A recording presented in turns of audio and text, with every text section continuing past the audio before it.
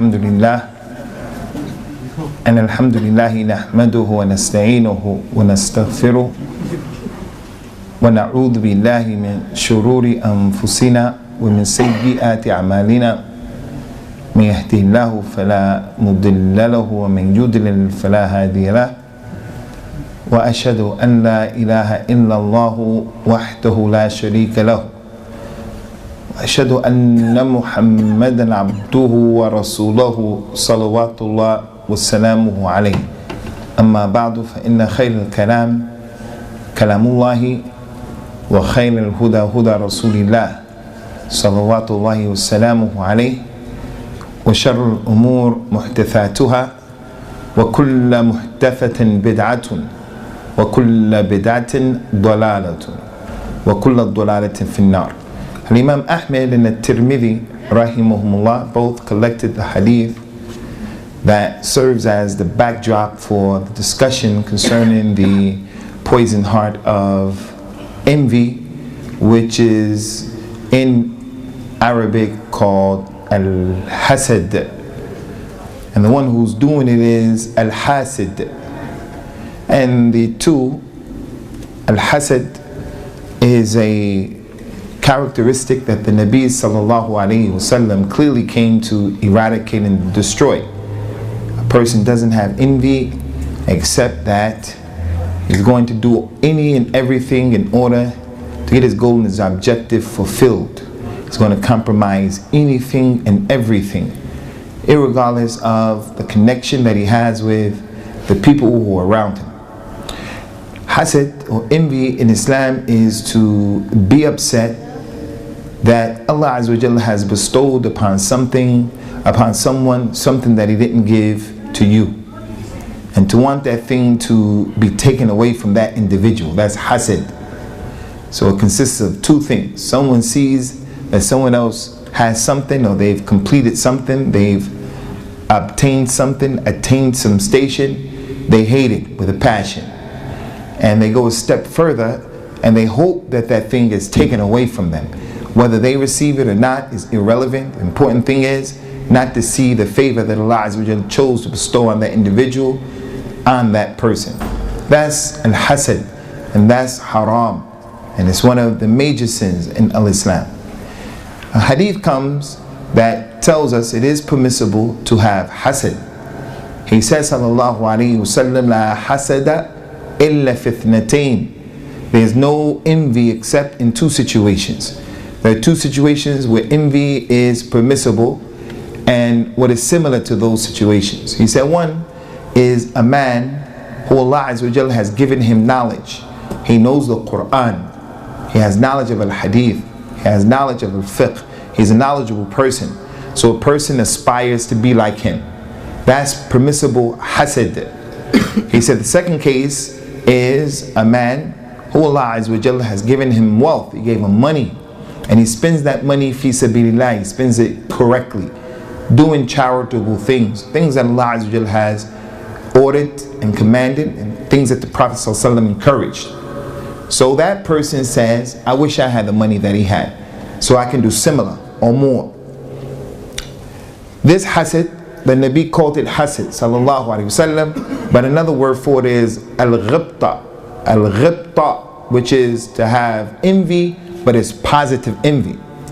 The envy that we're talking about today obviously is the one that is the destroyer. The Nabi sallallahu alaihi wasallam called it the razor, the haliqa. The hadith that we mentioned is the hadith in which Az-Zubair ibn al-Awwam, one of the 10 people promised al-Jannah, Az-Zubair ibn al-Awwam, he said that the Nabi told us sallallahu alaihi wasallam, dabba ilaykum da'ul qablakum al-hasadu wal-baghda'u hiya al-haliqatu la aqul haliqatun tahliqu al-sha'r walakin haliqa tahliqu din. He told his companions radiyallahu anhum, and they were the awliya of Allah, they were the best of the people. He said, there has come to this ummah the sickness that hit the communities that went before us. meaning the Jews and the Christians. As the Rasul told us sallallahu alaihi wasallam, "Tattabi'unna sunan man kana qablikum shibran bi shibr wa dhara' bi dhara'." You people are going to follow the footsteps of the ones who went before you, the Yahud and the Nasara. Everything that they did, you're going to do. When they came on the scene, their prophets, their messengers, they were around people who were not on their religion. And those people had holidays. And although their prophets and messengers brought them unique and distinct holidays, they didn't find it enough. The Jews and the Christians, they had to branch out and they had to explore. And one of the things that they did was to follow the holidays of the non-Muslims, the people who were not on their religion. Everything that the Yahud and the Nasara, Jews and the Christians did, we also as an ummah are going to fall into it. And one of them is this issue, following non-Muslims in the holidays that they have. The Nabi, he told the people sallallahu alaihi wasallam, "Man tashabbaha biqawmin fahuwa minhum." Anyone who resembles a people, he is like them. And one of the major ways of resembling the people is to embrace and to take on their holidays. And muhim, he said that this disease hit the communities and the nations that were before you, the Jews and the Christians. He said it is the disease of envy and animosity, being jealous of one another and having animosity towards one another, fighting each other. Relatives fighting each other, Muslims not getting along with each other is a disease. And if you were to sit down and you were to ask the people, what's the problem? You won't find that either side is giving you an intelligent answer. It's just something that's in the air, something that's there, and it doesn't deserve to be there. And the Nabi described it as a disease. Envy and animosity, rancor between each other. He said this envy and animosity, it is the razor. He said it's not the razor that will cut your hair, but it is the razor that will cut your deen. So a few issues about this particular hadith of the Nabi sallallahu alaihi wasallam when dealing with and dissecting the issue of hasid, looking at it from the Islamic perspective, from the Kitab and the Sunnah. This hadith shows that hasid is an issue that hit the nations that came before us. It's a natural human trait. Everybody here has the propensity and manifestations of al-hasid, except the few minority that Allah Ta'ala protected them from. And don't be of the people who say, not me, no way. No way. One of the connections of envy, many things are connected to envy. The evil eye is connected to it. Magic is connected to it. One of the things that is connected to the envy is i'jab al-nafs. I'jab al-mar bi nafsi. A person being conceited, being pleased with himself. It has a unique and strong connection, as we're going to show you inshallah ta'ala as we come to that. So the hadith of the Nabi sallallahu alaihi wasallam goes to show that it is a disease that afflicted many people before you. And he said it is a disease that is the razor. And the meaning of that is a razor that will cut your deen, not your hair, is that people who fall into hasid, they can be connected to a religious organization. The job and the objective is to move the organization forward. But because of hasid, a person will sabotage the efforts that are going to benefit the whole community. The way he is.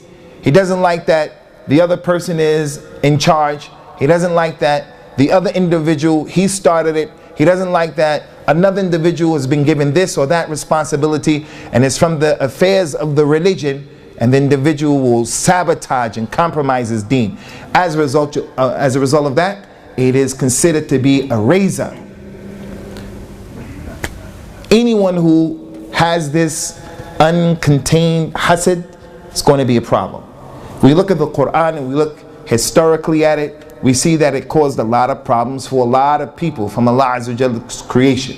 Starting off with Iblis. As the ulama of Islam said, the first sin that Allah Azza wa Jalla was disobeyed by it was envy, when Allah Azza wa Jalla told Iblis to bow down to Adam, and he said, I'm not going to bow down to him. You created me from fire, you created him from dirt, from mud. So it has a connection between arrogance and being conceited. So it started the first sin in which Allah Azza wa Jalla was disobeyed in the heavens. It is the haliqa, or the razor, in that when it entered into the heart of one of Adam's sons, when Allah Ta'ala accepted the sacrifice of one and rejected the sacrifice of the other, because the one who sacrificed, he sacrificed from the best of what he had, and the one who his sacrifice wasn't accepted, he was stingy and cheap.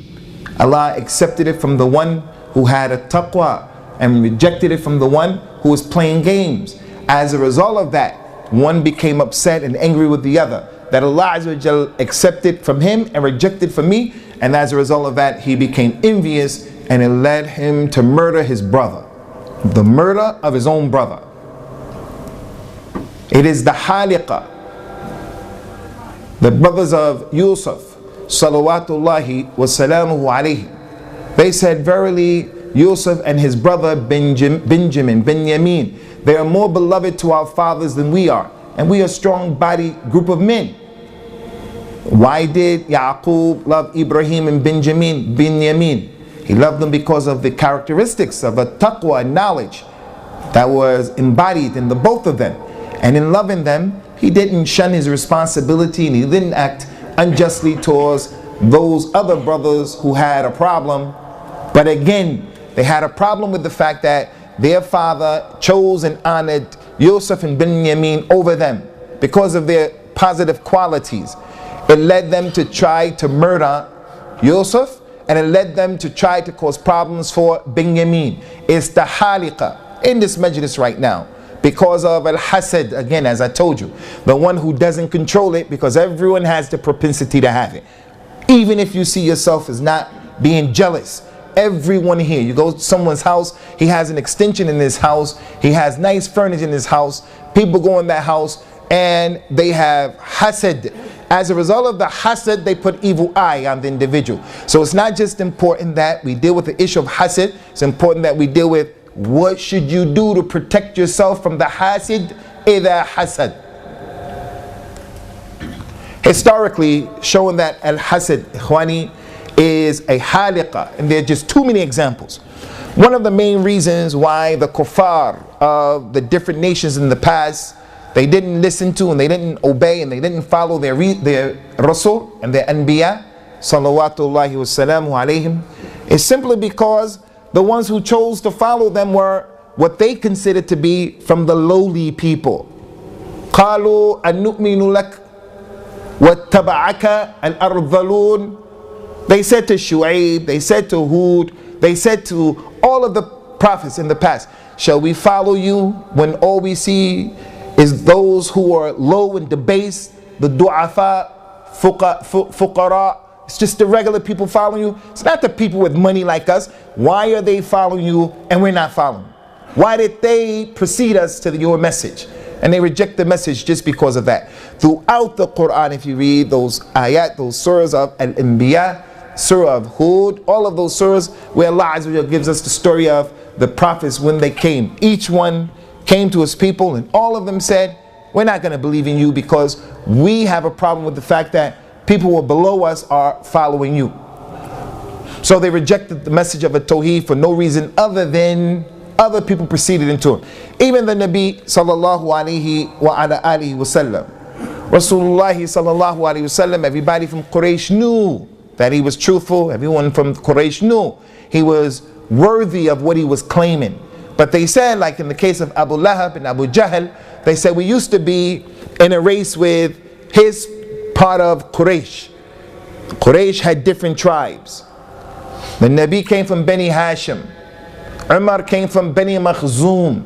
There were other tribes, they're all in the bigger picture Quraysh. But each tribe, Quraysh has multiple branches. The Nabi was from Bani Hashim. Quraysh, all of them collectively are the best of the human beings in their lineage. If someone is from the Ahlul Bayt, if someone is from Quraysh, he has the best lineage in the dunya. Even if he's a non-Muslim, he has the best lineage that Allah Azza wa Jalla chose over all other lineages. Doesn't make him in Jannah automatically, doesn't mean he's from the awliya of Allah, doesn't mean we should allow him to take advantage of us, but nonetheless, Quraysh consisted of different branches. They said, we used to, Abu Lahab, Abu Jahl, we used to race Bani Hashim and everything. They fed the pilgrims, we tried to feed the pilgrims. They took care of the Kaaba, we spent our money to take care of the Kaaba. Said that we were going back and forth in the race. Now all of a sudden they have someone coming saying that he's a Nabi, he is a Rasul. They said we're not going to believe in that message because we should have been the ones who this was sent to. So many ayahs of the Quran was sent down to address this issue. They had a problem that Allah Azza wa Jalla would send the Quran and choose an individual from amongst them and not their tribe. So the point is, al-hasad, it is the razor. Al-Imam al-Bukhari is the Imam of the dunya. I think if we said, how many of you heard the name al-Bukhari, even if you don't know a lot about him, the vast majority of people here, you know that al-Imam al-Bukhari was an Imam of Ahlul Hadith. He was an Imam of al-Islam. And when we see situations where, for an example, Al-Imam al-Bukhari may say something about a particular scholar that we may love, it is not permissible for a person to come and say, I don't like al-Bukhari because he said that about this Imam or that Imam. Al-Imam al-Bukhari is not Rasulullah sallallahu alaihi wasallam, he's not infallible, but he is an ayah from the ayat of Allah, just as those scholars before him. Al-Imam Abu Hanifa, Al-Imam al-Shafi, Al-Imam Ahmed, Al-Imam Malik. But none of them were similar to al-Bukhari in the book that he put forward. Al-Imam al-Bukhari came to a place called Naysabur, where Al-Imam Muslim was. And just because he was nitroglycerin, just because he was more knowledgeable than everyone who was there previous to him coming there, some of the scholars of Naysabur started to say Al-Imam al-Bukhari is a deviant from al-Islam. If Al-Imam al-Bukhari was a deviant, then there's no Sunni in Islam. What caused them to say that? Nothing other than they saw his class in which they were mesmerized by his impeccable knowledge, his knowledge of the Sunnah. It was as if the Sunnah was placed before his eyes. He can pick and choose from wherever he wanted, and the people were older than him. People were well known than him. When he first came, they were mesmerized by his ability. So what did they do? Due to envy, which is the razor, they started creating drama and problems and mashakil for Imam al-Bukhari. And that was back then. Al-Imam Shaykh al-Islam Ibn Taymiyyah rahimahullah ta'ala, another example, simply because he was an abkari, he was a genius in every science. Anyone and everyone who went against him, whether they were from Ahl Sunnah or whether they were from the people of innovation, وَكَثِيرُ مَهُمْ, and they were a lot. Anyone who he debated, Al-Imam Ibn Taymiyyah would always say, you go first, whatever you want to say. When the individual puts his proof across, whatever the proof was, intellectual, from the Quran, from the Sunnah, he was used the same proof of the opponent to refute him with his own proof. When the people saw his abilities and their incapabilities, they went and they made problems for him until the man ultimately died in prison after being in prison multiple times. And those examples are many. Great scholar of the Maliki Madhab, Al-Imam al-Baji. He was in a hostile environment with some Ahnaf. They were upset with him. They couldn't deal with his knowledge. They burnt his house down with his books in his house.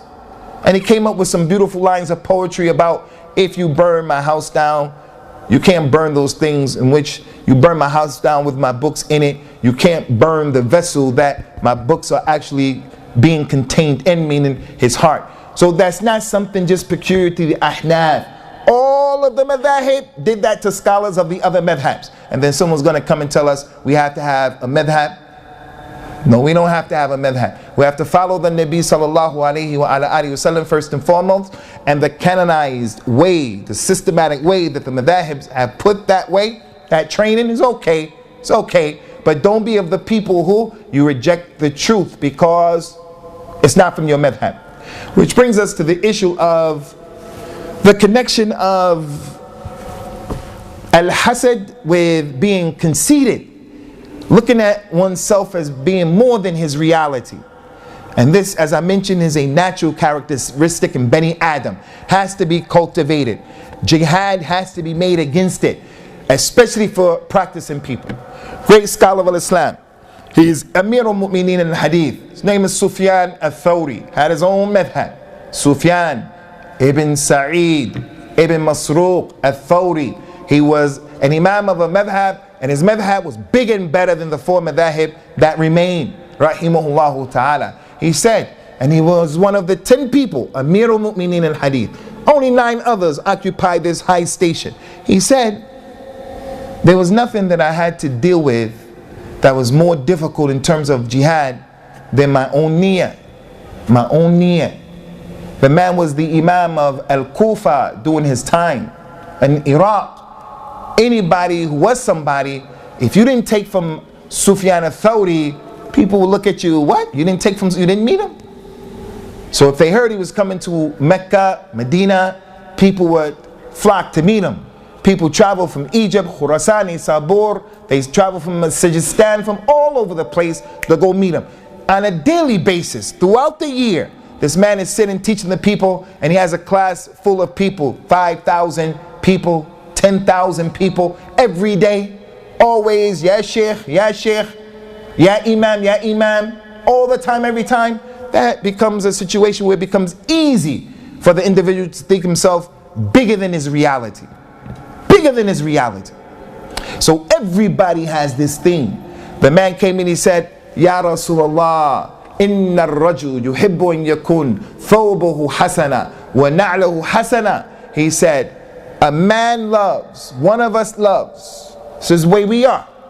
One of us loves for his thobe to be really nice and his shoes to be really nice. He was asking, is this arrogance? Am I being conceited? The fact that I want to wear a nice scarf that matches my shirt. I want to get nice glasses. I want a nice car. I want a nice this and a nice that. I want to represent. Is that arrogance? The Nabi sallallahu alaihi wasallam told him, Inna Allah jamil yuhibbu jamal. Allah is beautiful and He loves beautiful. He loves beauty. Al-kibru batrul haq wa ghamtun nas. Arrogance is for you to reject the truth and to look down upon people. Now this hadith goes to show, ikhwani, in our society that we live in, it teaches us, be different from the other people. Get some wheels on your car that no one else has. Rims on your tire. So that when you pull up to the red light, the rims are still going around and you stopped. And the people look at it and say, whoa, nobody else has something like that. That's permissible. If you got it without stealing, if you got it without compromising your religion, if you got it and when you stop and your wheels are going around, your rims are going around like this, you're not trying to be like kuffar, you're not trying to make a statement like that. That's anti-Islamic. It's okay. As long as you don't do it and people who pull up and they watch you, you look at them like, yeah, you see that? You see that? All of that is permissible. To have a very expensive watch, 50,000 pounds, 100,000 pounds. The Nabi, he says, sallallahu alayhi wa sallam, Allah yuhibbu an yara athara ni'matihi ala al-abd. Allah loves to see the effect of His ni'mah that He gave to someone. You have a good job and you made your house nice. People come into your house and they say, MashaAllah, this is nice. Allah loves that. Again, provided that you've taken the proper steps to acquire it and you're dealing with it the proper way. So a person having special clothes, no one else has shoes like him, no one else has that expensive perfume like him, no one else has the pen that he has, the car that he has. Ya Rasulullah, is that arrogance? He said, Allah is beauty. Allah created all of these things for you. He loves beauty and He loves to see you basking and enjoying His favors. He said arrogance is looking down upon people and being an individual who rejects the truth. So it shows, number one, al-ijab, being impressed and being conceited and being full of oneself. It opens up the door for being envious, because a person doesn't want any competition from people in regards to these dunya issues. And that's permissible. It's permissible.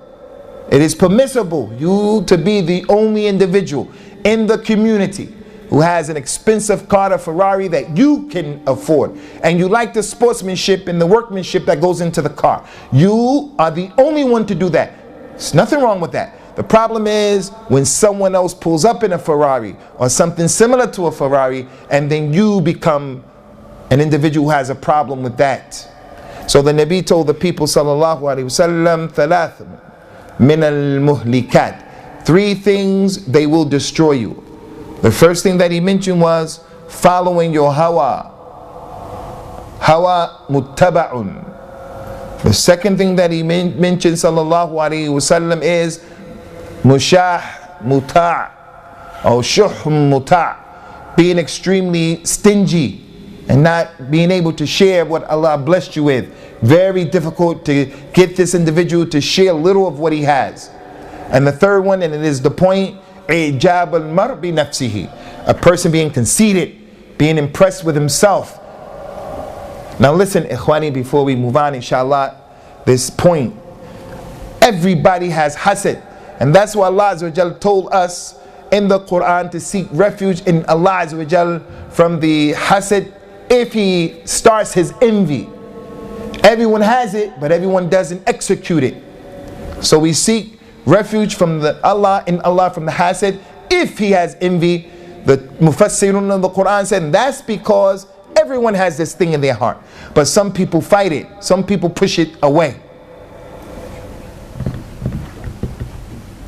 Allah Ta'ala mentioned in the Quran about his Rasul and his Nabi Khalil, his Khalil, وَجْنُبْنِي وَبَنِي أَن نَعْبُدُ الْأَسْنَانِ رَبَّنَا إِنَّهُنَّ أَضْلَلْنَا كَثِيرًا مِنَ النَّاسِ. Ibrahim made a dua, oh my Lord, protect me and my sons, my children, from worshiping idols.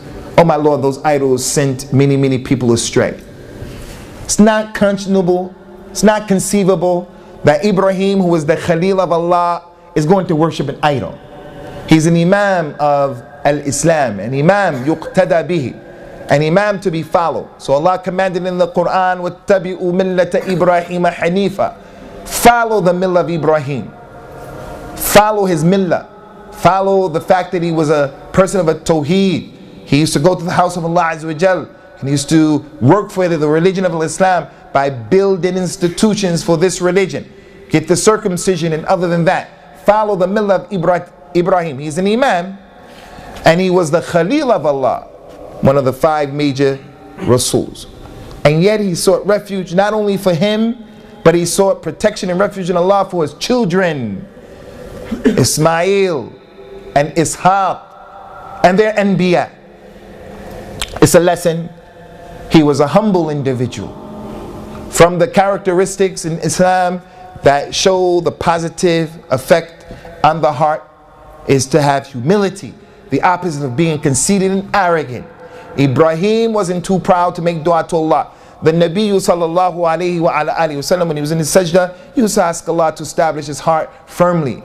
Allahumma ya muqallib al-qulub, thabbit qalbi ala ad-din. It's not conceivable. He's the Sayyid of Bani Adam, the Khatam of the Anbiya and the Rusul. He's in the Jannat al-Firdaus. Not conceivable he's gonna leave his religion or go astray. But he was teaching us, he's not too proud to ask Allah for thabat. Umar radiallahu anhu, during his khilafah, he said to Hudhayf ibn al-Yaman, one of the tremendous companions, and his basira and his knowledge during the times of the fitna help the tabi'een, and it helps the one who wants to be on the minhaj that's sahih. Pay attention to the statements of Abdullah ibn Mas'ud, because he was in Kufa dealing with all of those groups. Pay attention to Hudhayf ibn al-Yaman, because the Nabi saw him as a special person, to the point that Rasulullah sallallahu alaihi wasallam told him all of the names of the munafiqeen. So Hudhayfa was living, and he knew all of the munafiqeen who were with the Prophet sallallahu alaihi wasallam, that they were kuffar and troublemakers. But the Nabi said, don't tell anyone, because we have to judge them and deal with them based upon what is apparent. Anyway, during the khilaf of Umar radiallahu anhu, Umar asked him, Ya Hudhayfa, did the Nabi sallallahu alaihi wasallam consider me, mention me from amongst the munafiqeen? How can Umar be from the munafiqeen when he is the second best person in this ummah? When all of the human beings, Yawm al-Qiyamah, that Allah created from Adam until the last human being, all of them are going to be behind Umar, and the only people who are going to be before him are the prophets and the messengers and Abu Bakr. He's the best human being ever created after the prophets and the messengers, and then Abu Bakr radiallahu anhu. The Nabi told him he's going to be in Jannah. His wife, his daughter is the wife of the Nabi. Ayat of the Quran were revealed upon him because of him. That hijab that our women are wearing, our wives. That hijab, Umar radiallahu anhu. And so many other issues. Umar radiallahu anhu. And yet, he had enough humility to say, did the Nabi ask, did he mention that I was from the Munafiqeen? What's the point? The Khalil of Allah Ibrahim, Rasulullah sallallahu alayhi wasallam, Abu Bakr radiallahu anhu, the Nabi told those companions, Abu Bakr, Umar, Uthman, Ali, and the rest of them, أخوف ما أخاف عليكم الشرك الأصغر. The thing that I'm most fearful for you companions, you, Abu Bakr, you people, the thing I fear the most is the minor shirk. They said, what is the minor shirk? All of the shirk is big in our eyes. Magic, everything is big. What do you mean the minor shirk, Ya Rasulullah? He says, sallallahu alayhi wasallam, Ar-Riya is showing off. Showing off. Wanting people to see you. You wanting to be validated. Wanting people to recognize your presence. Now the point is, if the Nabi sallallahu alayhi wasallam was afraid for his companions because of his shirk, showing off. If Khalil, the Khalil of Allah Ibrahim, he asked Allah to protect him and his children from worshipping Asnam, how is it possible that a person today from amongst us right now doesn't think that it's possible and highly conceivable that he has hasad, or that he makes shirk? He makes shirk and he doesn't even know it. Like this Christmas thing. The child participating in any form of this celebration of Christmas is shirkun billah. The Muslim doing any of this thing, eating the food, all of that issues connected to shirk. These days of the week, the months that we deal with, we become desensitized because this is just our environment. This is just how it is. Shirkun billah. So everybody, the point is, should feel that there is this threat. And if you are saying, I don't have it, that's not my problem, then the person is not being true. He's not being fair to himself. So it has a direct correlation and a connection to al-i'jab, being impressed with oneself. Now we come, ikhwani, to some of what the Nabi sallallahu alayhi wa ala alihi wasallam mentioned to us in terms of the ijab of yourself and the hasad that comes and the evil that comes as a result of it. Because it is the haliqa. From what he described that was going to happen, Yawm al-Qiyamah, is that لا تقوم الساعة حتى تقتتل فئتين عظيمتين فئتان عظيمتان من هذه الأمة كل واحدة منهما تدعي أن الحق معها. He said that the hour will not be established until two large groups of Muslims engage in combat, and both of them are fighting one another. Each group is saying that the truth is with it, and each group is being impressed with its point of view and what it's doing. And as a result of that, as a result of being impressed with its point of view, its ethos, being impressed with where it's located, what makes it different and unique from the other people, the other groups, it sees that it is okay to be at odds with people. Again, al-i'jab, being conceited, being overboard with what Allah subhanahu wa ta'ala has given someone. One of the 10 Amir al-Mu'mineen in hadith. One, we mentioned Sufyan al-Thawri, Imam al-Bukhari, al-Imam Muslim, al-Madini, al-Imam Ahmed. From them is al-Imam Abdullah ibn al-Mubarak. Abdullah ibn al-Mubarak. They asked al-Imam Abdullah ibn al-Mubarak, what is a person being, they said, what is arrogance? He said, arrogance is looking down at people.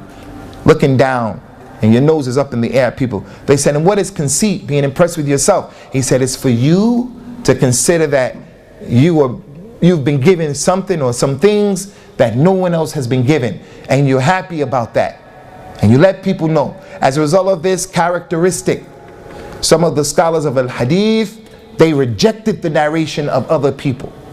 Great scholar in Islam, the Mufassir Muhammad ibn Jarir al-Tabari, he had a student. He said, as Al-Imam al-Dhahabi said, he was a bahrun fil ilm. He was an ocean of knowledge. In narrating hadith, he was the man. His sheikh was the man. But he used to walk around and he used to say himself as being really impressed. I won't mention his name as a result of protecting the honor of the scholar. Al-Imam al-Dhahabi mentioned him in Sir Alam al-Nubala, where he mentioned all of those characters, all of those great scholars and all of those great personalities. He said that the ulama of al-hadith rejected him because the man thought he was the business over everybody else. So the people of the past, if the person had this character trait in him, back then and now, it's a character trait that is madhmuma, it's rejected, it's negative, something that is not positive. The Nabi, he says, sallallahu alayhi wasallam, bu'ithtu li'utammam makaram al-akhlaq. I've been sent to complete and perfect the character. Everybody has some character trait. He's lazy, he is not organized, this one doesn't take care of the amana. Everybody. And he has to make a struggle with all of them. One of the worst character traits is the character trait of al-hasad, because it has a problem. The person who's hasad, he has a problem with the qadr of Allah Azza wa Jal. A person does not necessarily have to be happy with the qadr of Allah. People, ulama of the past, this is a discussion was up for debate. Everything that happens to you, are you supposed to be happy? Some say yes, some said no. Those who said no seem to have the stronger dalil on their side. The man lost his arm. Why does he have to be happy about that? The man lost his wife, lost his wealth. Why does he have to be happy about that? His father, his mother became senile. They became handicapped. Now the quality of his life has been affected in a way that is a bit overwhelming for him. It's difficult. Why does he have to be happy about that? He has to have sabr, no doubt, that's not the issue. But does he have to be happy? When it comes to what Allah Ta'ala has chosen to give to people, that's up to Allah. So the one who's hasad, he has a problem with what Allah has decreed. He has a problem with it, and he's in opposition to it. Another issue is al-hasad, ikhwani, is from the characteristics of the Jews and the Christians, a religious characteristic that Allah mentioned. So again, when the ayah said whoever resembles a people is from those people, this characteristic is not from the characteristics that the people of Islam allow to manifest. They have it, but they have to suppress it. The Jews, the Christians, it's been mentioned in the Quran that it's a characteristic that they allowed it to come out. So Allah mentioned it and exposed it. أَيَحْسَدُونَ النَّاسَ عَلَى مَا آتَاهُمُ اللَّهُ مِنْ فَضْلِهِ. Will they have envy against the people as a result of what Allah has given the people? Meaning, as Al-Imam Ibn Kathir said, he said the meaning of it, the Jews, they were upset that Allah chose Muhammad from the unlettered Arabs to become the last Rasul and the Nabi sallallahu alaihi wasallam. And he brought all of the signs that were indications that he was the Nabi haqqa, and they should have followed him. But they had a problem. Why is it that Allah chose the Rasul to be from them and not from us? So Allah mentioned, do they have envy against the people as a result of what Allah gave them? The Nabi gave the example of this community. He said this community is like a man who said to a group of people who wants to work from sun up until Salat al-Dhuhr for 1 qirat, for £1. Some people say, we'll do it. Then he said to the next group, who will work from Salat al-Dhuhr to Salat al-Asr, a short amount of time, for 1 qirat. They work less hours for the same price as the first ones who worked a long number of hours. From Fajr to Dhuhr, a lot of hours. That's the Jews. They had a lot of prophets, a lot of messengers, a long history. And then a man came and said, the same man, who will work for me now from Dhuhr time to Asr for the same 1 qirat? People said, we'll do it. And they were the Nasara, people who follow Isa. And then the man came and said to a group of people, who will work for me from Asr to Maghrib for 2 qirat? The shortest amount of time, and they get the double reward. So people said, the first group, the second group, they said, what's up with that? We worked all of those hours and we got 1 qirat, and he's working less hours and these people are getting 2. The man said, ذَلِكَ فَضْلِي أُؤْتِيهِ مَنْ أَشَاءُ. That's my virtues. I give it to who I want. I made the deal. I could give you 2, 3 as I want. Allah Azza wa Jal, that's his virtue. That's his virtue. He gave it to who he wanted. He gave him the money. He gave him the wealth. His child was allowed to graduate. He was allowed to accumulate this. He built the house where he came from. It was your business. It was your problem. And knowledge is the same way. Not only is knowledge the same way, but it's just as bad as the dunya. Just as bad as the dunya. Imam Ahmed used to say, knowledge, students of knowledge, and ulama, shayukh, people involved in knowledge, in the masjid, knowledge. He said it has at-tughyan and dhulm.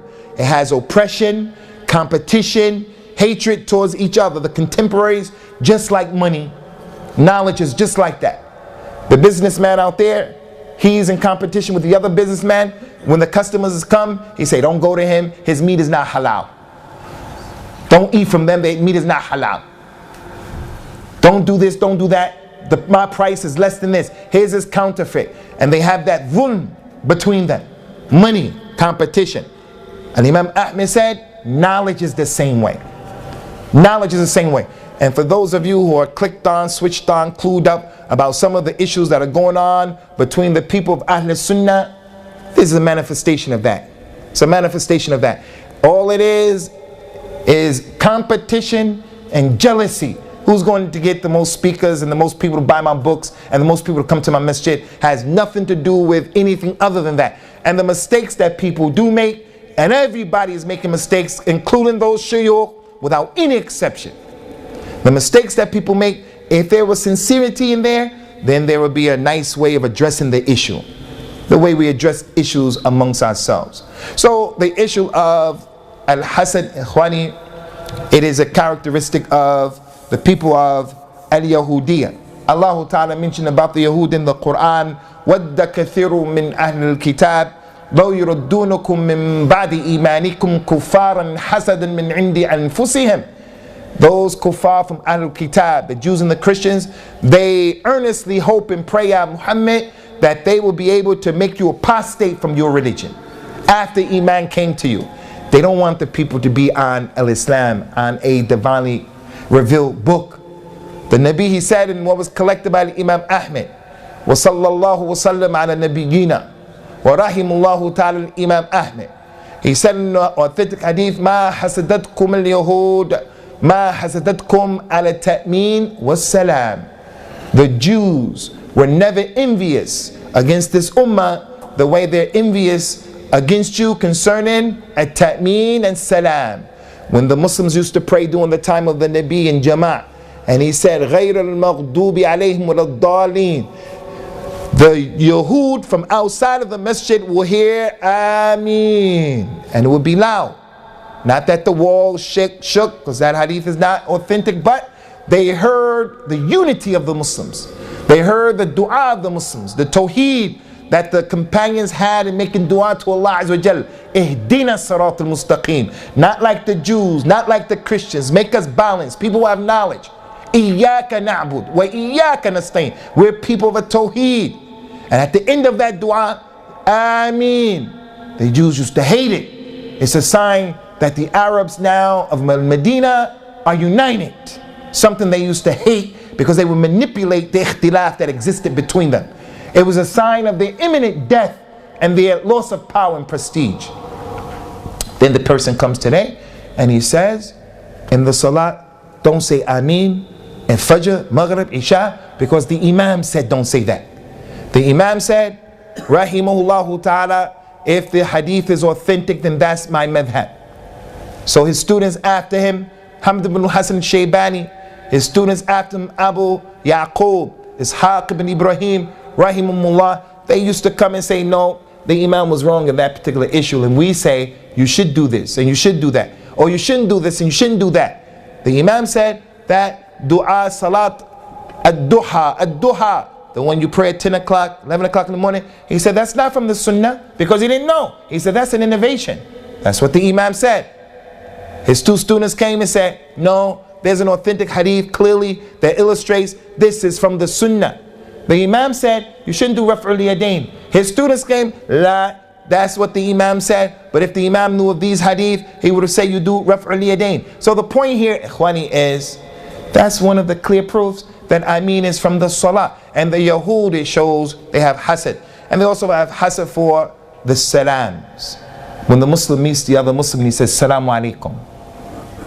So it's not acceptable for the Muslim to be in an environment, professional other than that, and there are non-Muslims around on the public transportation, and he's afraid, whether it's a Jew, Sikh, Hindu, whatever, he's afraid when he sees a Muslim. Sheikh right here, I remember him from a long time ago, I forgot his name. Sheikh right here with the white hair. You can clearly see the Sheikh for sure. You can see he's a Muslim, inshallah. Asian, he has a beard, look at him. He may be a Sikh, maybe a Hindu, but I don't think so. I'm willing to take a chance. And he's looking at me, waiting for me to give him salams because he's older than me. I have to say, Assalamu alaikum. Like it who like it, hate it who hate it. And not be afraid. So those people, from their characteristic was al-hasad. How do we protect ourselves from al-hasad? The Nabi sallallahu alayhi wa sallam used to protect himself from al-hasad by using those last two surahs of the Quran, the Maw'idhatain. And before that, he used to make ruqya, he used to make dua, that Allah would protect him from al-hasad and from the evil eye by different dua. When these two surahs were revealed, he consistently used these two surahs, sallallahu alayhi wasallam. Seek refuge in Allah from the envious one when he has envy, while he has envy. One man, he saw the companions swimming or taking a shower in some waterfall type thing where there was some water, and he was pretty muscular, and the person said, wow, never saw anybody who has skin like that, and look at his muscles, wow. And the man started drowning. Upon that being said, he started drowning. They ran in and they got him out of the water.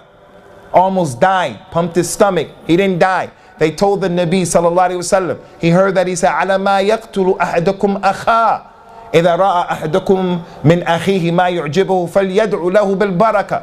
Why does one of you kill his own brother? Why did you try to kill your brother? He said, if one of you sees something from your brother that you like, you're impressed with it, make dua for barakah.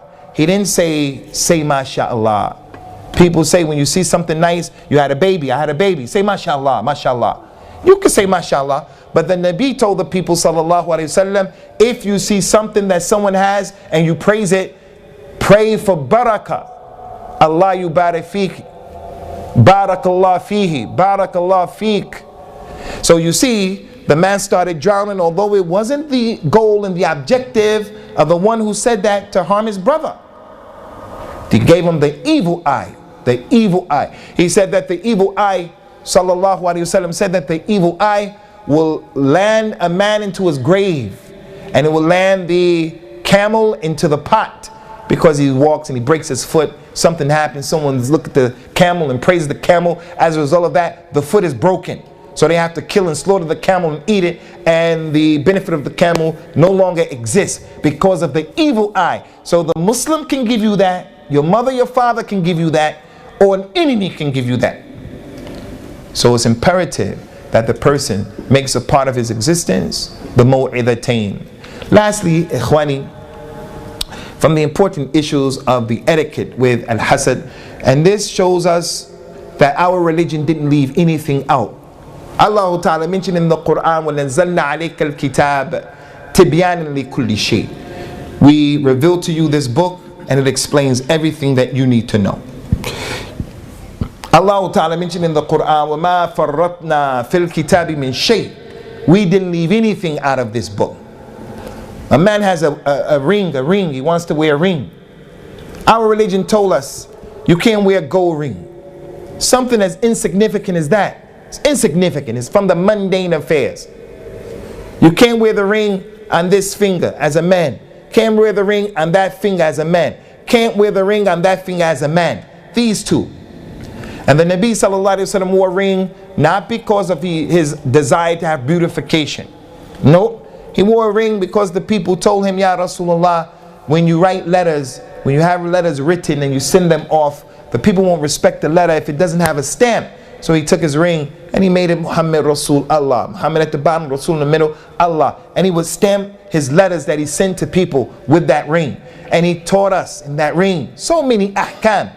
great scholar of Islam, Al-Imam Ibn Rajab Al-Hanbali, student of Shaykh al-Islam Ibn Taymiyyah. He has a book called Kitab Al-Khawatim, the book of the rings. What to do, what not to do, how his ring was. Abu Bakr took his ring after him. Umar took the ring after him. Uthman took the ring after him, and then the ring fell off into the well during the time of Uthman. Everything you need to know about the ring. And then Islam is not going to tell us about the details of our aqidah. And Islam is going to be quiet about big issues that are connected to our lives, how to establish the khilafah, what is jihad and what is not jihad. No, our religion is going to tell us everything. How to respect the Prophet ﷺ, how to show reverence. Our religion is going to tell us everything. And it told us everything in this issue. He said, sallallahu alayhi wa sallam, Ikhwani, as a form of advice, Ista'inu ala injah al-hawa'ij bil-kitman fa-inna min wara'i kulli ni'matin mahsud. He said, if you want to be successful in your aspirations, you're trying to do something and you want to be successful, you have plans, you want to get married, you want to invest in a business, you want to start a business, you want to move, you want to migrate, you want to go study. He said anything, any and everything that you have aspirations and an idea to do that thing, he said if you want to be successful in completing it, then remain silent about it. Don't go and tell everybody, because everyone doesn't have your best interests at heart. It's another indication about the responsibility a person has to weigh the people who are around him. What is the real worth of the people who are around you? When you had trouble and issues, you know, a friend in need is a friend indeed. He's always there in some way of helping and supporting, reliable. And then there's the other one who's never there, and he's a weight on your shoulder. You get problems because of him. You have a religious responsibility to look around you and to weigh the people that you're dealing with, and not just be with people. You have to literally say, from my companions is so and so and so and so and so and so and so on. Where do they stand? So if you go out and you tell everybody about what you want to do, the Nabi said behind every ni'mah is someone who has hasad. Every ni'mah. Sheikh has a beautiful beard. Tabarakallah. He has a beautiful beard. That's a ni'mah. Somebody's beard is scruffy, it doesn't come out right. He looks at his beard, he says, oh, look, why he got that beard? Something as small as that and insignificant.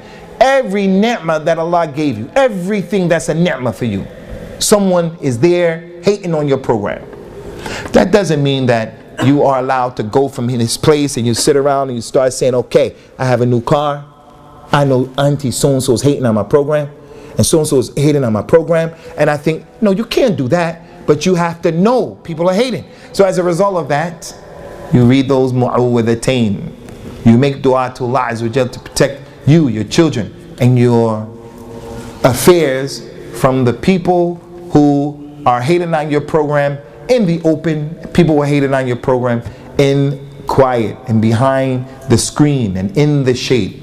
So al-hasad, ikhwani, is from the major kaba'ir in the deen of Allah Azza wa Jal. As a result of that, all of those scholars who wrote about books of kaba'ir, Imam al-Dhahabi, Muhammad ibn Abdul Wahhab, these ulama, they put from the major sins al-hasad. The hasad is in conflict with the qadr of Allah Azza wa Jal. You mentioned about how to protect yourself from likes of envy by reading the surahs and stuff.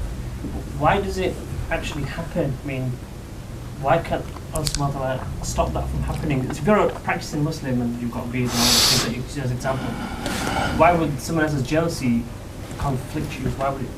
Okay? Why would Allah Azza wa Jal allow these things to happen if He has the ability to stop this, and so forth and so on? First of all, akhi, the very first thing in issues like this, to a certain degree, it's permissible for a Muslim to be inquisitive. But he can't be inquisitive to try to figure out and know the answers to everything, because he has to know his place, he has to know his realm. He starts to ask questions, because where do you stop? He starts to say, why do we read this salat this way and that salat that way? Why was Rasulullah chosen and not Ali? And it's just no stopping that point. So that's the first thing. Allah mentioned in the Quran, إِنَّهُ لَا يُسْأَلْ وَهُمْ يُسْأَلُونَ. He is not questioned why he does anything, but they will be questioned. Why did you have envy? Why did you do that? Why did you do that? Second of all, hasad no doubt is from Iblis. So the Nabi says, sallallahu alayhi wa sallam, Lo aradallahu an la yu'sa lamma khalaqa Iblis. If Allah didn't want to be disobeyed, He wouldn't have ever created Iblis. It doesn't mean that He wants the people to disobey Him, but it means He created Iblis as a fitna. Why does hasad happen? Because it is a way of establishing where people are going to be in the hereafter. This guy, he dealt with hasad in the correct way, and that one he dealt with in the wrong way. As a result of that, he's going to be in Jannah, and he's going to be on a high level, he's going to be on a lower level. He's going to be in Jannah, he's going to be in the hellfire. So these issues like this, they're a test. They're from the wisdom of Allah. What He called in the Quran al-hikmatul baligha, the extreme, ultimate hikmah, that you don't have any idea what's behind it. You know that guy, Nation of Islam, Louis Farrakhan, Elijah Muhammad, they were kuffar. But how many people came to Islam despite, I don't say because of, despite of that stuff? They weren't calling to Islam, but it made a lot of people aware of Islam. So Allah Ta'ala allows these things to happen as a fitna, as a test. لِيَعْلَمَ الَّذِينَ صَدَقُوا وَلِيَعْلَمَنَّ الْكَاذِبِينَ. So that Allah would know those who are truthful in what they say, and those who are just liars. They're just making mere claims. كَلَّا بَلْ هِيَ كَلِمَةٌ هُوَ قَائِلُهَا. It's just a word that he's saying. Send me back after Yawm al-Qiyamah. Send me back. I'm going to do the right deeds after he dies. Send me back. Allah says, just a word he's saying. I'm a believer. I'm a believer. How can you believer? How can you be a believer with hasad? You don't have complete, full iman. This person is saying here, Khwani, how do jealous people affect your plans if they do learn of them? Easy. The person can sabotage your program. They can sabotage your program. This is the dunya. So it's simple. You can be from the awliya of Allah Azza wa Jal, and the person can sabotage your program. Again, hasad is connected to al-ijab, conceit, being impressed. Hasad is connected to the evil eye. Person can make you sick, cause you to die, lose your life. And hasad is connected to magic. It's connected to magic. The Jews or people who have hasad, and they put magic on the Nabi sallallahu alaihi wasallam. And the Mu'idhatain was revealed because of the magic that was on the Nabi. And Aiden is seeking refuge in Allah from hasad. They're all connected. How can it hurt you? How can it stop you? That person could put magic on you and make you a babbling buffoon. You can't move forward. You lose your senses and become majnoon. Bi-idhnillah. وَلَا يُضَارُّنَّ أَحَدٌ إِلَّا بِإِذْنِ. Those people, Harut and Marut, when they told those people about the magic, they didn't have the ability to hurt anyone except by Allah's permission. That's the ayat of the Quran. They learned from the people that which would separate the husband from the wife. How does he stop you? You let him know, I want to marry that individual, I want to marry into their family. They call the family up and say, no, he drinks khamr. No, don't marry him because he did this, he did that. And they jam your program up. They sabotage it. What I understand from the talk is regarding control. Our processes that we have as human beings, like to open our eyes, ears, and to protect our heart from the evils that we commit. In terms of understanding ourselves, isn't that what the characteristics of the Prophet was all about? To understand what the human nature is and the human being is. No doubt, and Islam, Quran and the Sunnah told us, encouraged us, commanded us to understand the nature, human nature, so as to know how to best effectively deal with things that are going around. Rasulullah sallallahu alaihi wasallam informed us about the mentality of the youngsters, and how if you learned and you understood how they were, you'll know how to deal with them in the most effective way. He told us about the condition and the nature of women, concerning their menses, concerning them being created from the rib, and in their crookedness, there's a straightness. And if you try to straighten the crookedness out of your wife, you're going to divorce her the way she is. He told us all of these issues so that we can better effectively deal with all of this stuff. So there's no doubt about that. No doubt about it. With the issue of al-hasad, as we mentioned, if it enters into the heart of the individual, you know the nature of the hasad, you realize that you as the husband, it is not unconscionable, it's not inconceivable that your mother is jealous of your wife. So when your wife is complaining to you about your mother, don't say, nah, no way, that's my mother. No. The husband can be a baby, and he can be jealous of the attention and the love that his wife gives to the children. Or he has stepchildren. He's a baby. The man is a baby. He's jealous of the time that the mother is giving to her children who are not his children. It can happen to anybody. So if you know the nature of the hasad, then you wouldn't put it beyond anyone other than the anbiya and so forth and so on. You wouldn't put it beyond anyone falling into it and doing anything in this regard. And Allah knows best. Any more questions, Ikhwani?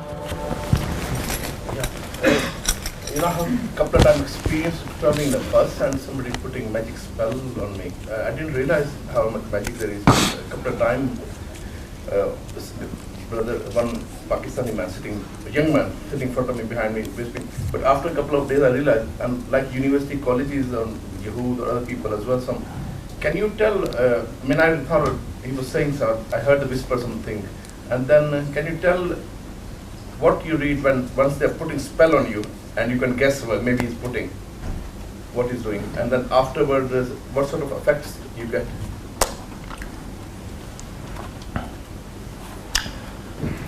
Concerning the spells, as we mentioned earlier, the Nabi sallallahu alaihi wasallam, he used to read the last two surahs of the Quran, and other ayat of the Quran can be read as a protection from magic spells. We don't call it white magic, it's just the Quran. وَنُنَزِّلُ مِنَ الْقُرْآنِ مَا هُوَ شِفَاءٌ وَرَحْمَةٌ لِلْمُؤْمِنِينَ. The Quran is a rahmah and a shifa. It will get magic off of you and it can protect you from magic. The Nabi sallallahu alayhi wa sallam also made some dua to protect himself from al-magic. Bismillah arqiq, by Allah I give you the ruqya, wa as'alullah and yashfiq, and I ask Allah Azza wa Jal to give you the shifa. And Jibril used to make that dua on the Nabi sallallahu alayhi wa sallam. The Nabi used to make that dua on himself and on his companions. And the other thing, if you take the bus, as you mentioned, don't sit by Pakistanis on the bus.